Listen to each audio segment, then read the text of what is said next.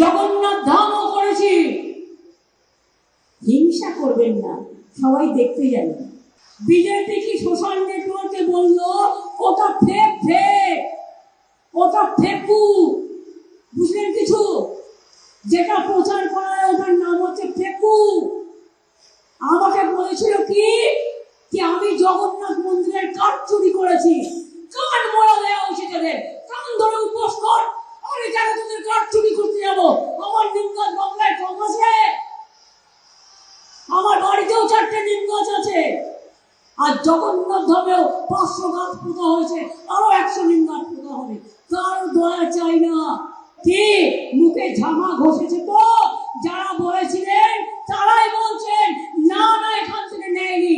তাহলে আমার বদনাম করলেন কেন? এর জন্য কত ফাইন হওয়া উচিত।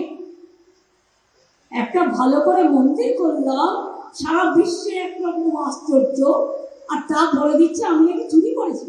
প্রমাণ করুক, আর তা নাহলে আগামী দিন একেবারে কড়ায় গন্ডায় মানুষ হিসেব দিয়ে দিন।